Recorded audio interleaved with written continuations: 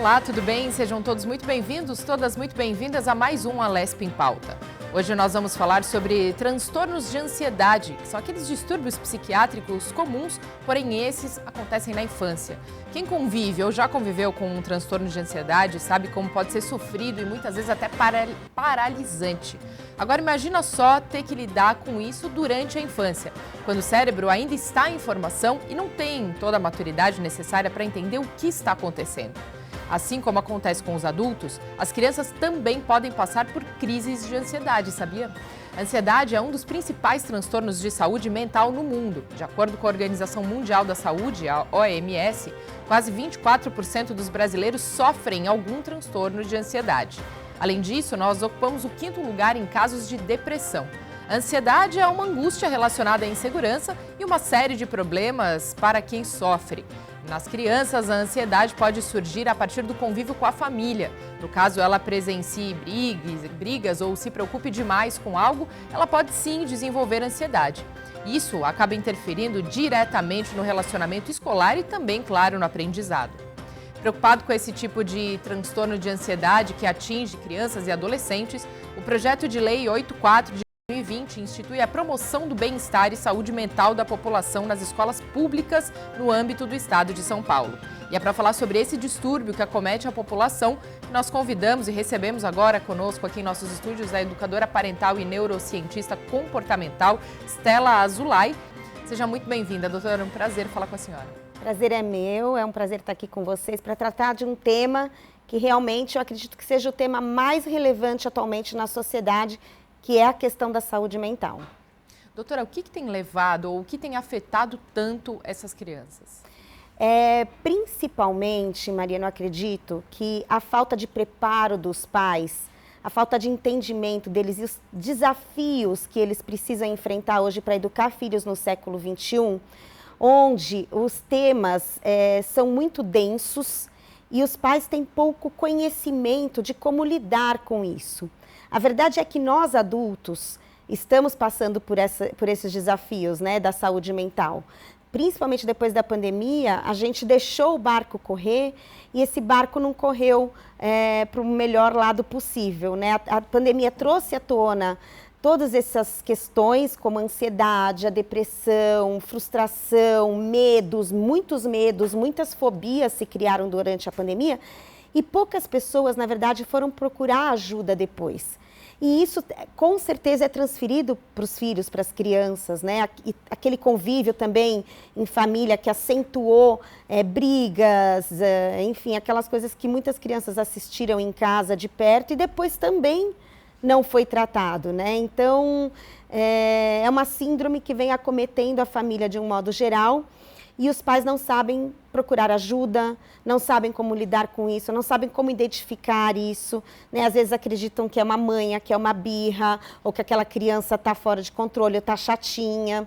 Então é preciso conhecimento para que os pais possam enfrentar de frente, de uma forma responsável, esse tipo de questão.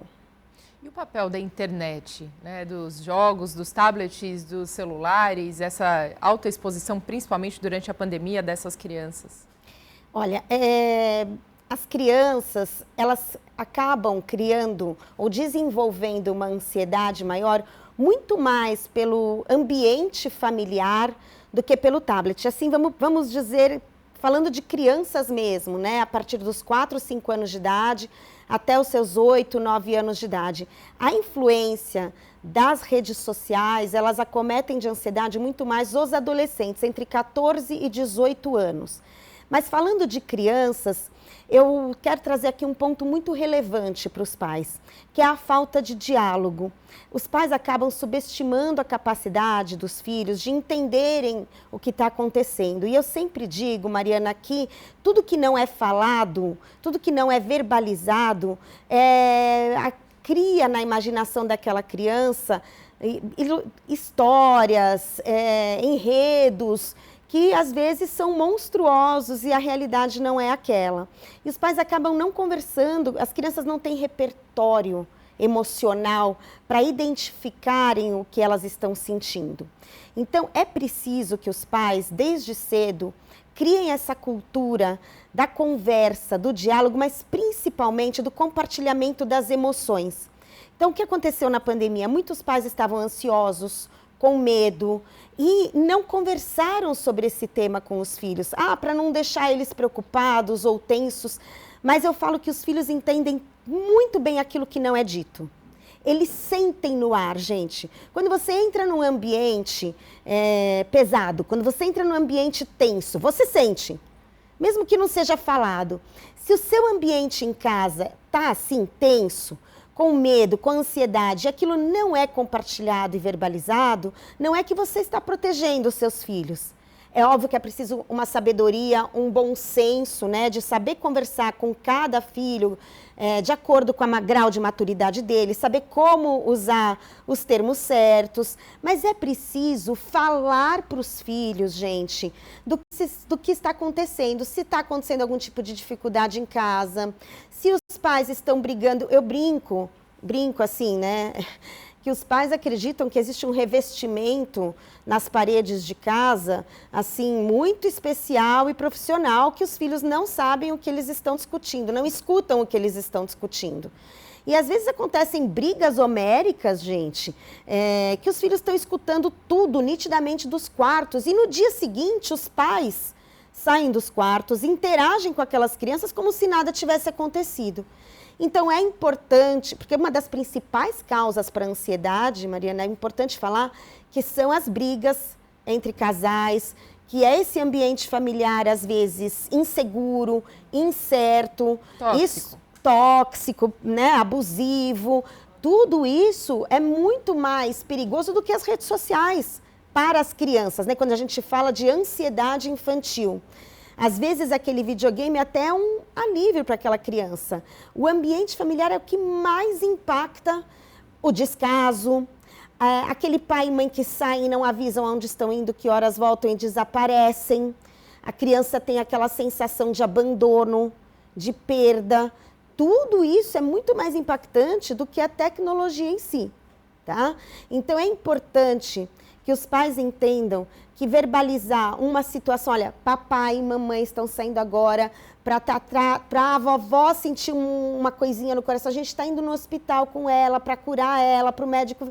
Os pais vão protegendo os filhos de tal forma que dá margem, e a criança do 0 a 8 anos é chamado na neurociência de período crítico. É um momento em que está ali, para eu trazer uma analogia simbólica para vocês, na adolescência, os hormônios estão em efervescência. Na infância, as conexões neuronais é que estão em efervescência. As crianças do 0 aos 8 anos, elas produzem várias conexões neuronais de tudo que elas vão vendo, aprendendo, sentindo, experienciando, né? E aí depois começa a eliminar para entrar no número mais ou menos médio de conexões que a gente tem. E você trouxe na abertura do programa essa questão do cérebro não estar em formação. Gente, o cérebro só termina de se formar aos 21, 22 anos, em média. Inclusive, aquele adolescente que tem que fazer a opção de escolha de carreira aos 17 anos não está com o cérebro totalmente formado para tomada de decisões, tá? Então, imagine uma criança que está nesse período crítico, do 0 a 8 anos, formando um monte de conexões dentro do cérebro, presenciando um monte de situações e dando margem para que ela crie a história dela. É muito perigoso, é muito sensível. Agora, doutora, quais são os principais sinais dessas crianças quando elas estão entrando num processo de ansiedade, ou também existe a depressão infantil? Existe a depressão infantil, com certeza a ansiedade é o nível anterior à depressão, né? Ela sempre, ou ela vem junto, ou ela antecede a depressão, ela dá um grito de aviso, né? Mas voltando para a ansiedade, que eu acho que é, assim, mais do que a depressão, a ansiedade infantil, ela comete mais as crianças do que a depressão em si. E é mais fácil de ser detectado. Então, mudanças excessivas, tá, gente? Tudo que é em excesso, tudo aquilo que grita aos seus olhos de uma forma muito intensa, essas mudanças intensas é que tem que chamar atenção. Mudanças no sono, alterações de sono, alterações de apetite. Então, às vezes a criança não quer comer, às vezes a criança começa a comer muito, né? Exige mais. Ou, às vezes a criança fica muito agitada. A criança não quer ir para a escola, gente. Às vezes os pais tratam isso como uma frescura, né? Vai para a escola sim. Isso traz mexe muito com os pais, porque às vezes os pais precisam trabalhar, contam com a escola, como aquele ambiente em que seu filho vai estar sendo cuidado e protegido enquanto você está trabalhando, você sai para trabalhar com mais tranquilidade, né? Mas quando a criança começa a falar que ela não quer ir para a escola, muitas vezes isso é ansiedade, e não necessariamente ela está passando por alguma situação na escola. Às vezes é em casa mesmo, tá? Então, principalmente esse tipo de mudanças de comportamento, né? A criança começa a chorar, a criança às vezes tem taquicardia também, gente. Eu não sei o quanto vocês conhecem da ansiedade no adulto. Na criança, ela acaba se manifestando muitas vezes sem o componente emocional em si, porque ela não sabe identificar, mas dores de cabeça, tontura, a criança começa a ter muita dor de barriga, tudo isso é emocional, tem que tomar muito cuidado, os pais às vezes acham que é frescura, é um grito de alerta, gente. A criança não vai falar assim, eu estou sentindo alguma coisa estranha, ela vai falar que ela está com dor de barriga, ela vai falar que ela está com dores de cabeça. Então, muitas vezes provocados por essa parte emocional, às vezes querendo a atenção dos pais, às vezes essa falta de tempo que os pais têm, às vezes aquela criança que não dá trabalho, Mariana. Minha filha é muito boazinha, ela não me dá trabalho, né? E aí ela vem com uma dor de cabeça. Às vezes esse não dar trabalho é porque ela não quer perturbar os pais, tem medo, né? Criança com muitas fobias, né? Fobias, morre de medo de um bicho, fobia do escuro. Tudo isso causa ansiedade. Então, são gritos de alerta que às vezes os pais tomam como normais ou naturais, porque criança é normal ela ter medo de escuro, é normal a gente ter medo, né? O medo é uma parte da nossa emoção. Mas quando ele é em excesso, e aí os pais têm que ter essa sabedoria, esse olhar delicado, sensível em relação aos filhos. Quando é em excesso, gente, é um grito de alerta. Agora, temos os sinais. Qual a faixa etária, doutora, que mais acomete essas crianças, essas crises de ansiedade? A faixa etária que acomete mais crise de ansiedade é a pré-adolescência e adolescência, tá? O infantil, ele não tem uma idade, assim, crise de ansiedade entre 14 e 18 anos, exatamente por conta das redes sociais. Aí sim entra muito o uso das redes sociais, né? Onde você tem também já mais bullying na escola, onde você já tem mais competição, onde você está construindo a sua imagem, então tem o seu corpo, coisas que a criança não tem noção. Mas em ambientes familiares mais tóxicos, aí pode ser em qualquer idade, inclusive com 3 anos de idade, com 4, com 5.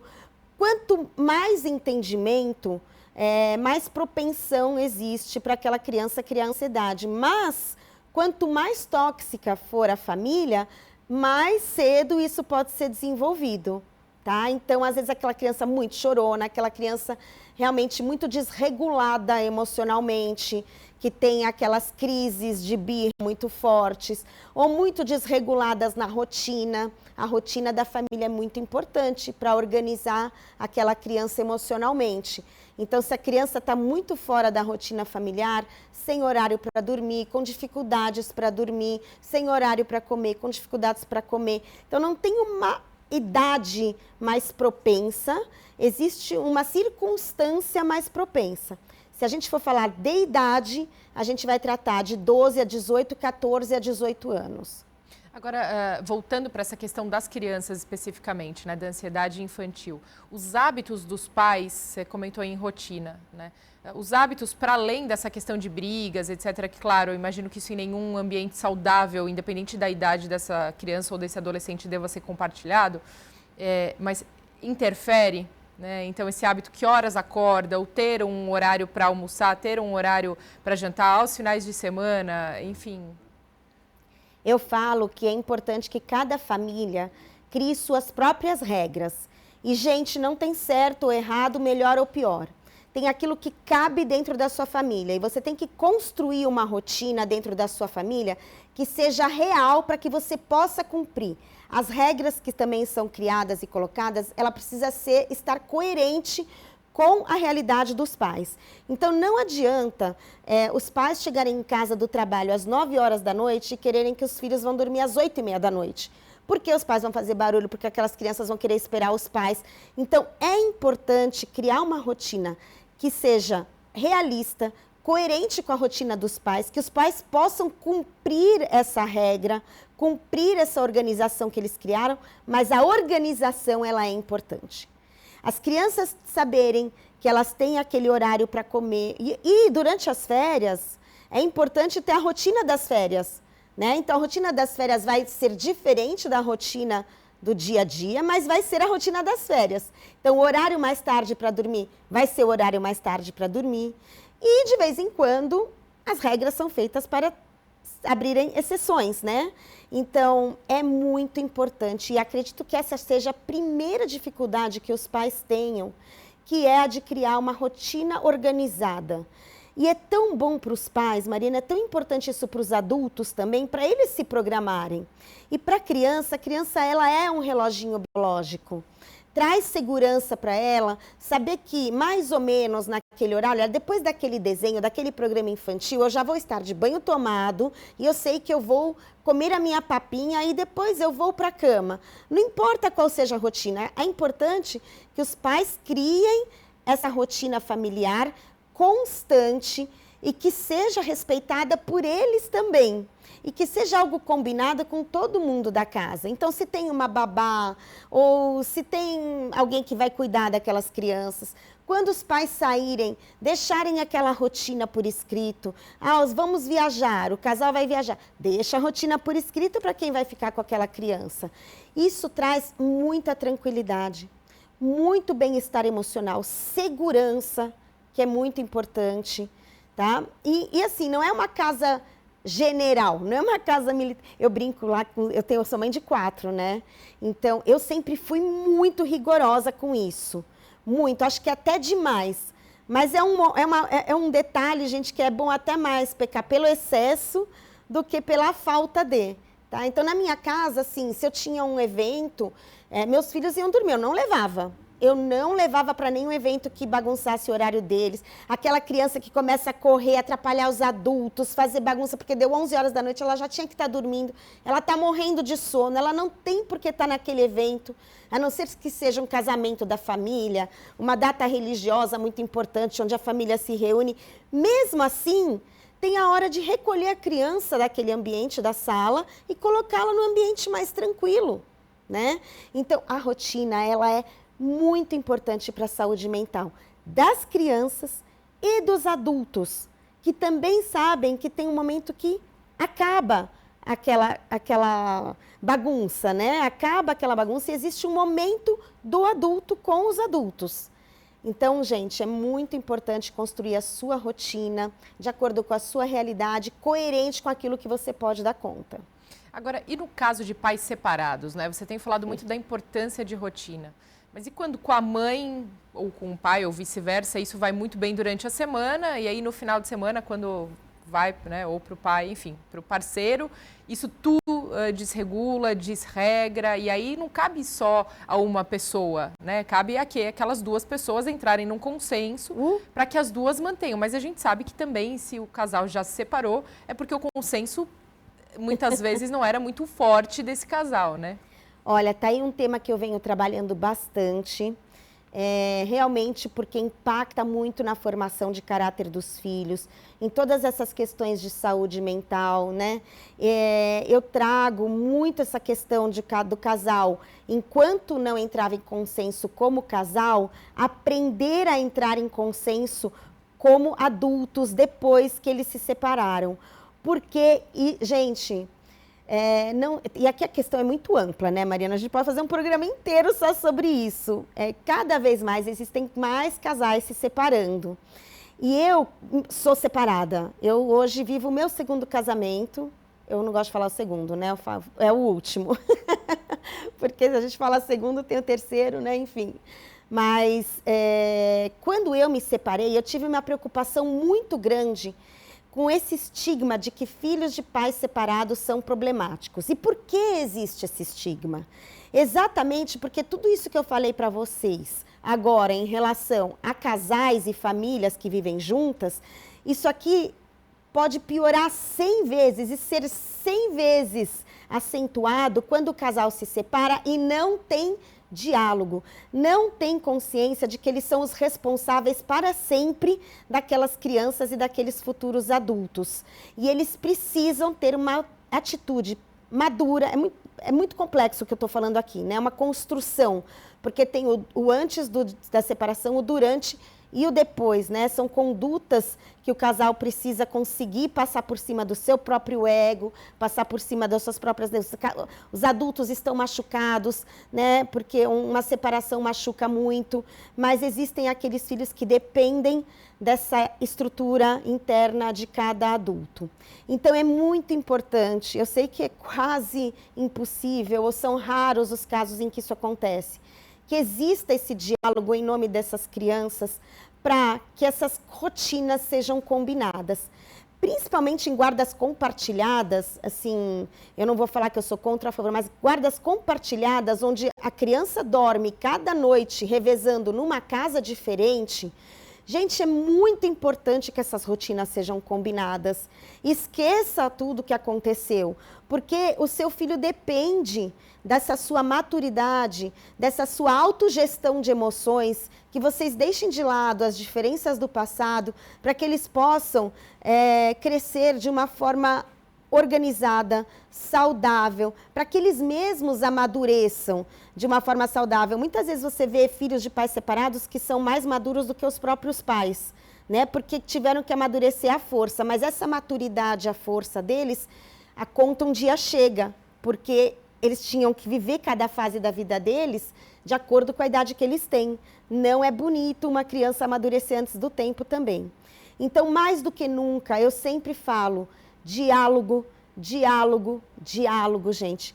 Seja com pais casados ou com pais separados, a rotina, o diálogo, eles são essenciais para que aquela criança não caia só na ansiedade, mas não caia em tantas outras coisas que a gente escuta por aí. De repente, os pais descobrem um adolescente se automutilando, aquele adolescente vai para as drogas, aquele adolescente vive um mundo paralelo que o pai desconhece por completo, não se cria aquele vínculo da sinceridade, os filhos vão buscar aquele apoio emocional fora de casa, muitas vezes com desconhecidos. Então, gente, eu estou falando o óbvio. Eu estou aqui falando, a gente está falando, você está me fazendo uma pergunta que a resposta é óbvia, que eu não preciso ser especialista no tema para entender. Basta você ter um pouco de inteligência emocional. O que falta hoje nos adultos, Mariana, é falta de inteligência emocional. É preciso que os pais se desenvolvam na função educadora deles, isso é um tema que eu bato muito, né? Para que eles se desenvolvam como pessoas, como adultos, e tenham essa responsabilidade. Os filhos, gente, eles não são nossos filhos por acaso e eles não vão se educar sozinhos. A gente quer resultados, a gente quer que os nossos filhos sejam bem-sucedidos, que eles sejam felizes, que eles sejam saudáveis, mas exige disso um esforço enorme dos pais. Muitas vezes, uma conversa, vamos trazer o casal separado aqui de novo, né? Às vezes, um dos dois se desenvolve mais do que o outro. Um amadurece mais do que o outro. E aí, como ter essa conversa para não ferir o seu ex ou a sua ex e para que ele entenda que hoje você talvez esteja com mais consciência e mais preparado para ser o mentor daquele filho. Eu vou falar posso trazer aqui minha experiência pessoal, posso compartilhar com vocês, né? Eu estudei bastante isso, eu acabei ficando com a guarda dos meus filhos completa. Eu tenho um ótimo relacionamento com meu ex-marido. As festas religiosas, ele vem comer em casa para que não tenha essa divisão, né? Pelo menos uma noite das festas, eu sou da religião judaica, então muitas vezes a gente tem 2 noites festivas, então uma das noites ele está junto na mesa com os nossos filhos. Mas ele entendeu que eu tenho mais preparo para realmente conduzir a educação deles. E tudo bem, ele provém algumas coisas, eu provenho outras, e a combinação ficou muito boa para os meus filhos. Ele brincou, inclusive, recentemente teve uma festa do meu filho menor, e ele fez um discurso onde ele me agradeceu por estar educando os nossos filhos. Educando no sentido de dar esse respaldo, né? E tudo bem, ele reconheceu isso numa boa, né? O amor é o mesmo, né? Ele tem amor pelos filhos, ele tem a forma de cuidar dos filhos, que é uma forma dele, e meus filhos entendem que a minha forma de cuidar é outra. E essa maturidade dos dois lados foi extremamente benéfico para os meus filhos. Eu estou trazendo aqui um exemplo pessoal, porque as pessoas costumam trazer casos externos, mas como eu vivenciei isso, eu consigo trazer o meu depoimento, porque ele deu certo. Ele deu certo, ele funcionou. Eu tenho uma filha de 23, uma de 21, um de 19, um de 14. Gente, eu passei por tudo na minha vida. E eu me separei, o meu menor tinha 6 anos. Por exemplo, eu tinha um filho que na época tinha 10 anos e ele é muito contido, ele não chorou, ele nunca conversou sobre o tema comigo. Então, um dia eu chamei ele no quarto e falei para ele: você está triste, eu tenho certeza que você está triste com a separação. Eu quero que você chore, filho. Não é possível que você não chorou. E ele ficou meia hora no quarto ali chorando, Mariana. Como é importante a gente ter essa sensibilidade, essa sabedoria e não falar assim: olha como meu filho é forte, ele soube lidar super bem com a separação. Ninguém lida bem com a separação, nem quem se separou, gente. Né? Então, assim, você tem... E foi ótimo para ele. Ele chorou, e não falou nada. Ele só chorou. Ele chorou.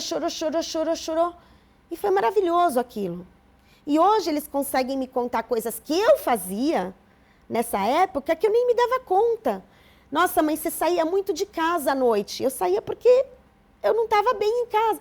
Sabe que eu te esperava deitado no corredor de casa? Eu quase morri, né? Eu ficava esperando você voltar. Então, assim, gente, diálogo entre os adultos, com as crianças. Tudo aquilo que você fala, que você verbaliza, te traz saúde, te traz alívio, né? E nunca é tarde. De repente tem alguém escutando essa entrevista agora, fala: puxa, olha, fiz tudo errado. Não tem problema. Nunca é tarde, também isso eu repito, quem me acompanha nas redes sociais, quem lê meus livros, eu repito, nunca é tarde para a gente resgatar, para a gente cuidar, para a gente se tratar, inclusive, buscar ajuda de um profissional, um terapeuta. Enfim, eu vou me alongando, né, porque eu me empolgo demais, é um tema realmente muito importante, Mariana, e os pais precisam ter consciência disso. Stella, e a expectativa que os pais projetam nessas crianças, né? Hoje tem cada vez mais, então, claro, como você mesma disse, todos os pais querem poder ou proporcionar o melhor para os seus filhos, né? Mas como saber até que ponto isso está fazendo bem, né? Então, muitas aulas, muitas atividades, muitos esportes, de repente, muitas vezes não permitindo, então, que essas crianças vivam esse momento de crianças, ou não, ou de repente, realmente cobrando muito altos desempenhos em tudo, na escola, no esporte, nas línguas, né? Isso pode trazer ansiedade nesses jovens também? Já traz, pode ter certeza. Não tenha dúvida que traz. Uma enorme ansiedade. Não existe nada mais importante para os filhos. Nada mais importante e mais impactante para a formação de caráter deles do que a sua presença. Pai, mãe, responsável, adulto. Né? A sua presença, o seu interesse pela vida dele, a sua participação é mais importante. Porque o mundo hoje, vamos falar de mercado de trabalho, tá? O que o mercado de trabalho hoje exige? Vamos falar de sucesso dos nossos filhos, né? O sucesso é eles terem uma profissão, eles terem um sustento, eles poderem ser autossuficientes, eles poderem ter autonomia e construírem a vida deles, a família deles, né? É isso que a gente quer para os nossos filhos.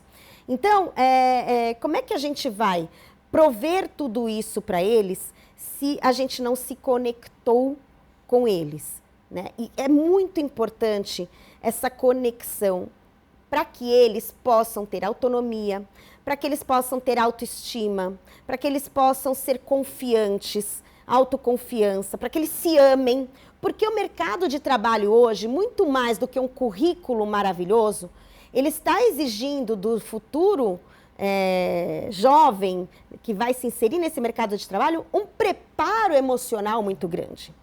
Qualquer multinacional, empresa hoje vai olhar para soft skills daquele futuro colaborador, né? Capacidade de resiliência, capacidade de resolução de problemas, de tomada de decisão, gente, de equilíbrio emocional, do quanto ele consegue trabalhar em equipe. Tudo isso é formação de caráter. Você não vai aprender isso num curso de MBA, né? E onde nasce isso? Aonde você constrói isso? Dentro de casa. Então, o seu filho pode saber nada. É muito bom. Deixa eu explicar uma coisa. Do 0 a 8 anos, de novo, voltando para esse período crítico, onde o cérebro está em formação, quanto mais coisas a criança aprende, mais áreas do cérebro, ela abre espaço, o cérebro é elástico, para que ela possa ter mais facilidade para aprender no futuro mais coisas. Então, se você desenvolveu a área, vamos supor, uma escola bilíngue, você aprendeu a falar 2 ou 3 línguas. Lá na frente, você vai ser aquele adulto que tem facilidade para aprender línguas, ok? É o cérebro, tá tudo no cérebro, tá? Agora, essas questões, então, é importante aprender coisas novas? É importante. Sobrecarregar a criança, pensando que isso vai trazer diferencial para ela no mercado de trabalho. Ou porque muitas vezes os pais querem exibir os filhos para os outros, falando, olha, ele sabe andar de cavalo, ele fala alemão, ele fala nanã. Gente, esquece. Não existe nada mais importante para os filhos do que a presença dos pais, do que pais que educam, o amor que educa, né? Amor e intuição já não são mais suficientes para educar filhos no século XXI. É preciso sabedoria, é preciso maturidade. E é isso que vai fazer a diferença lá na frente no mercado de trabalho para os seus filhos. Eles vão ser adultos confiantes, adultos bem resolvidos com eles mesmos. Isso é o que vai mais contar. Uma vez, eu trabalhei também em empresas, né? E passavam por mim os colaboradores que a empresa estava buscando contratar. E eu era a última fase enfim, desse processo, né, seletivo. E eu olhava o currículo e eu jogava fora. Eu falava, não quero saber do currículo, porque o currículo ele já parou ali por causa do currículo. Eu ia ver se ele participava nas tarefas de casa, se ele era responsável por alguma coisa, o quanto aquele trabalho era crucial para ele, se ele dependia daquele dinheiro, o quanto ele já tinha se esforçado na vida, entende?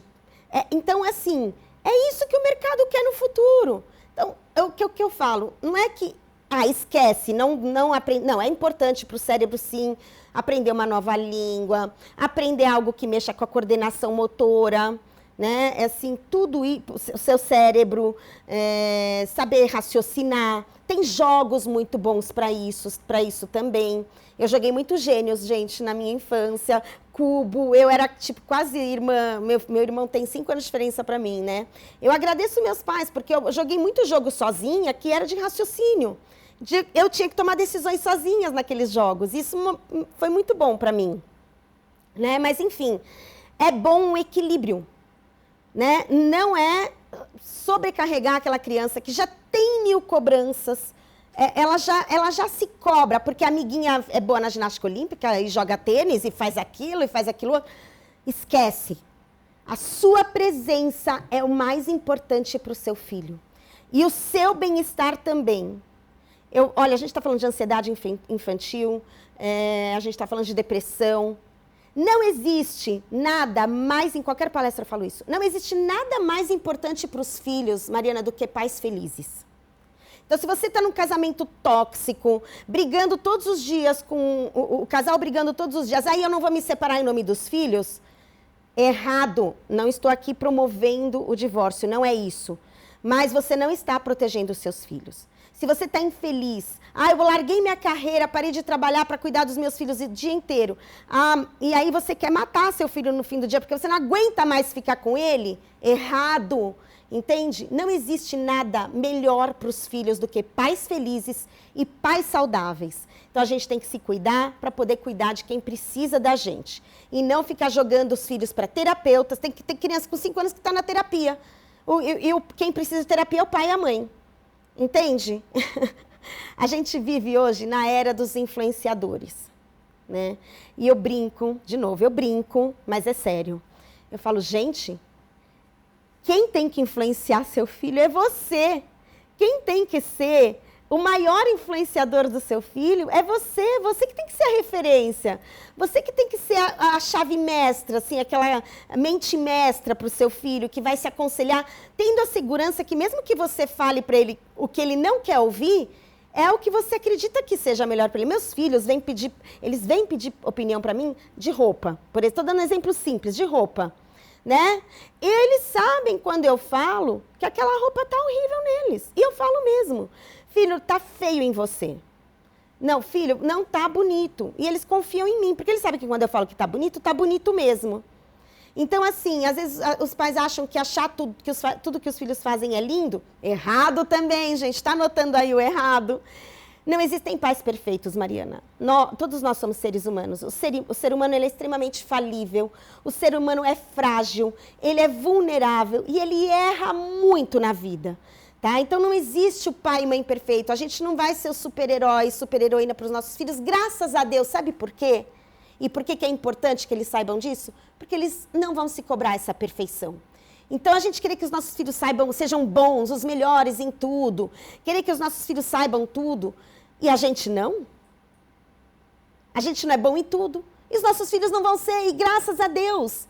Eles vão errar, eles vão falar, não nasci para falar inglês, eu tenho muita dificuldade em aprender uma língua, né? Eu vou ter que fazer outra coisa.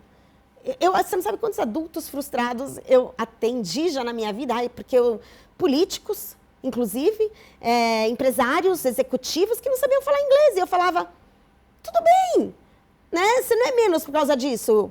Pega alguém para traduzir para você. Né? Hoje as pessoas têm tanto medo de tantos julgamentos que elas acabam não reconhecendo suas fraquezas, não valorizando as suas forças.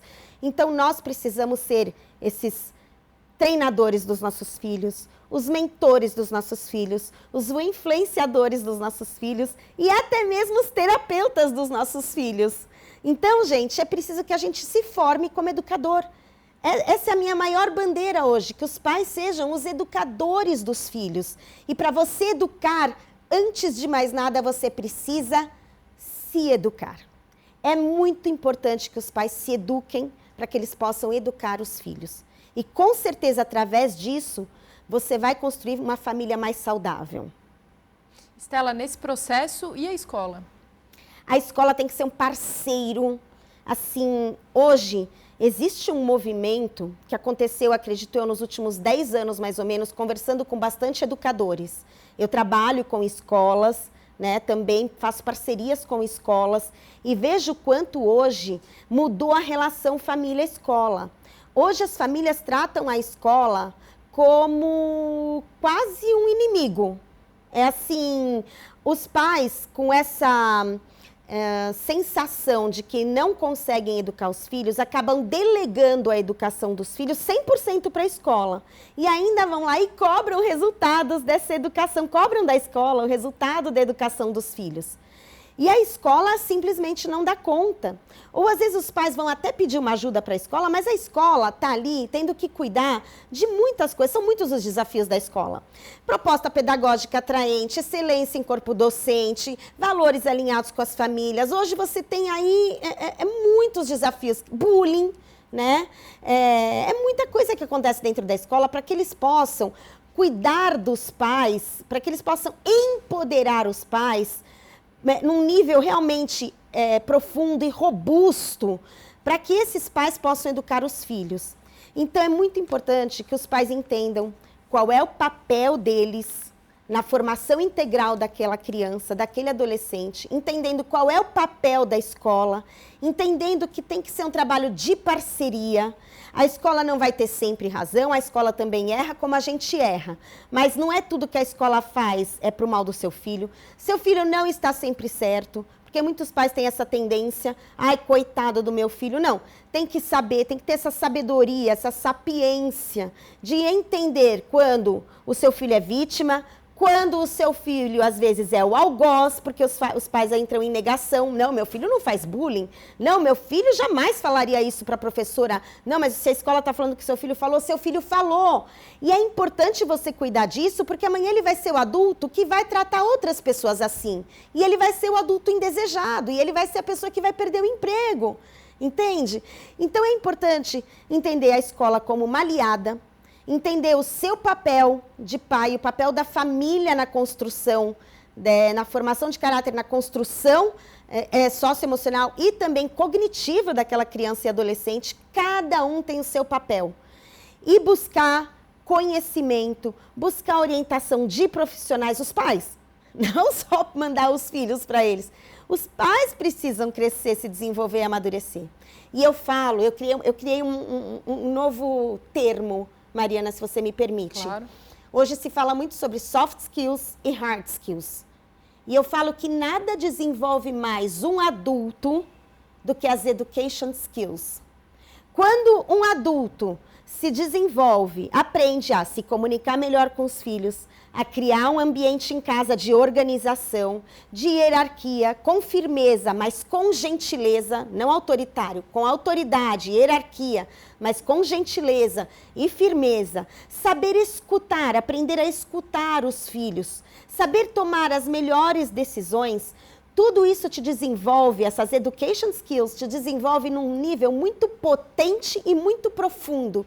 E que você vai poder usar essas skills, essas habilidades que você desenvolveu como educador, no seu ambiente de trabalho, nos seus relacionamentos sociais, no seu relacionamento amoroso. Nada te desenvolve mais como pessoa do que quando você se desenvolve na sua função educadora. Você vai se comunicar melhor, você vai ter uma comunicação mais respeitosa, vai saber se colocar, vai saber escutar, vai poder, se você é empreendedor, né, a sua casa nada mais é do que uma mini empresa, gente. Então você vai ter um ambiente de trabalho mais organizado, porque você soube organizar a sua casa. Você vai saber ser um chefe com autoridade, mas gentil ao mesmo tempo, firmeza e gentileza. Então é óbvio que todo mundo ganha.